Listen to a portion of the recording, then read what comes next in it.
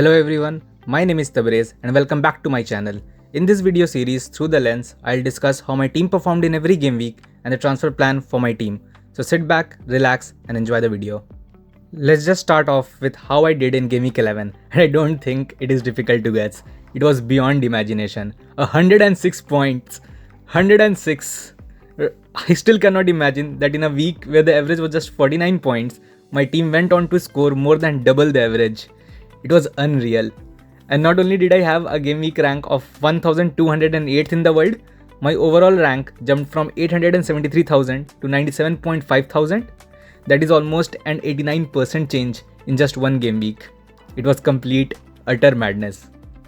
Looking at the team, only two players blanked, Palmer and Strand Larsen. I was kind of expecting Palmer to blank because he does not have a good record of scoring points when he faces a big club, and Strand Larsen was anyways a hedged bet that either Cunha or Larsen would score points.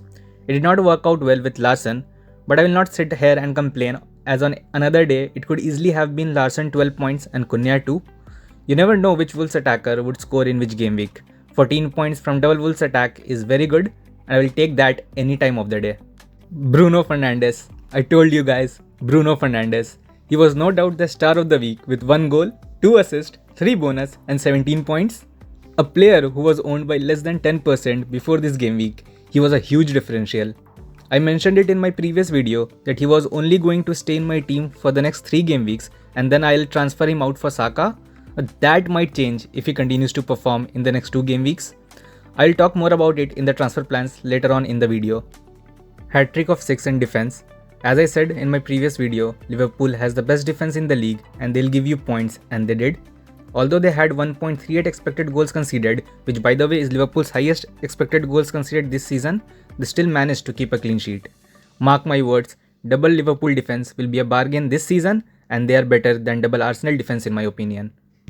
I also think my defense got lucky this week, as Ant Nouri could have had his clean sheet wiped out by a Southampton goal only to be disallowed by VAR for a foul.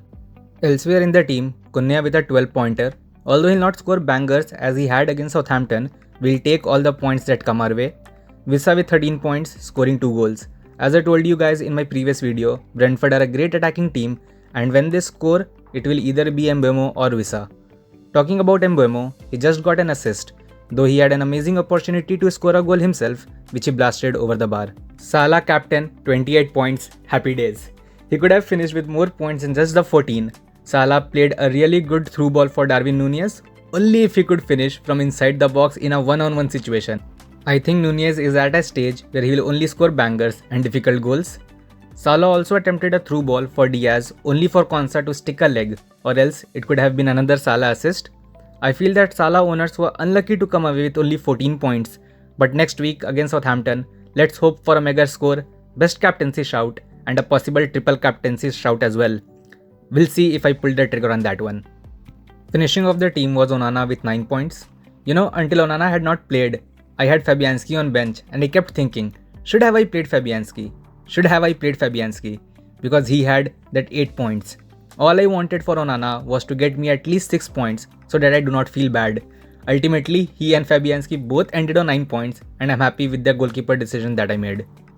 Although there is no football this weekend because of the international break, let's see what my transfer plans are for the next game week. So there are 3 routes that I can take this week.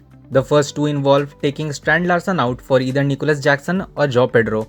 My initial plan was to go from Larsen to Jackson, but with Pedro back from injury and Brighton's fixtures looking amazing, Pedro looks like an enticing buy. It is mostly about who can score more points in the next 2 fixtures, as I'll have both of them by game week 14. The only confusing thing is, who do I get first? Jackson has Leicester away and Villa at home, whereas Pedro has Bournemouth away and Southampton at home. Now if I look at these 2 fixtures, it is obviously a close call, with Pedro likely edging it for me. By going for Pedro, I can save 0.1 million right now, as Pedro will keep on increasing in price till game week 14 and I might be getting him for 5.7 or 5.8, while I can get him for 5.4 right now or maybe 5.5.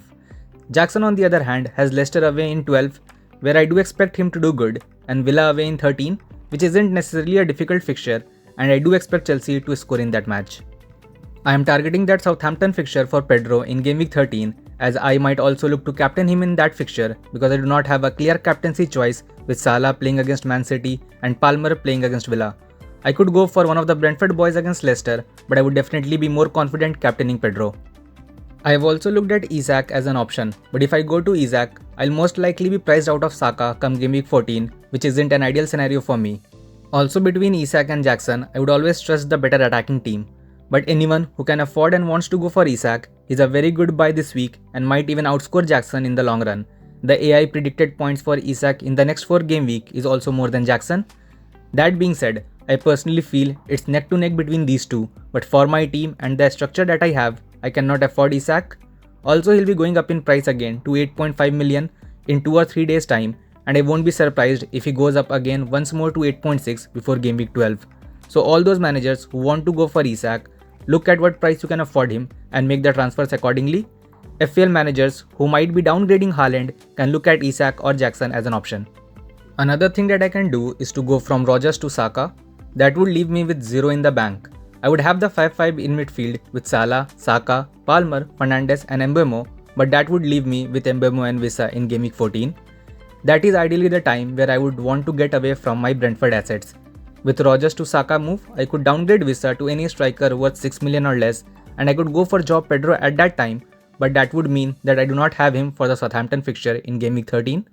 Also, I would be stuck with Larsson and Cunha, which isn't ideal, but if I had to play 2 of Larsson, Cunha and Mbeumo, I would play the double Wolves attack as they have Everton, West Ham, Ipswich and Leicester from game week 14 to 17 and bench Mbeumo for all these matches. Benching a 7.9 million midfielder every week does not feel right, and Brentford fixtures till game week 22 isn't good at all, so there is just a 5% chance of me doing this move. I plan to have Jackson, Pedro and Saka by game week 14 with Larsson, Wissa and Mbeumo going out of the team. That would mean keeping Bruno Fernandes in the team, and honestly, with the form that he is in and with the change in manager, I only expect him to keep performing well. So for now, he will be in my team beyond game week 13. Going with Jackson or Pedro this week makes a lot of sense for my team, and for all it's worth, I'm slightly favoring Pedro. So here is what my team could look like in game week 12. As you can see, 9 of my players will play the bottom 6, with Chelsea, Liverpool and Manchester United all playing against the 3 promoted teams. Brentford playing Everton from an attacking point of view is good. The other 2 strikers will play Bournemouth and Fulham, which isn't necessarily easy, but I do not expect Bournemouth or Fulham to keep a clean sheet either. I'll discuss the team in depth in the team selection video later next week. Till then, if you had a bad game week, take a break from FPL, and if you had a good game week, enjoy the international break because you deserve it. That's all for the FPL video. I hope you enjoyed the video, and if you did, make sure to like the video and subscribe. And now, let's just hop into the quiz question. In this question, you have to identify the player. So X enjoyed a playing career for Red Star Belgrade, Spartak Moscow and Inter Milan. However, it was during his time at Dash, so this is a club, that he achieved a record of sorts where he became the only player to win a Premier League with a surname made up of Roman numerals. So all you need to do is identify the player. Comment down your answers and I'll see you in the team selection video next week.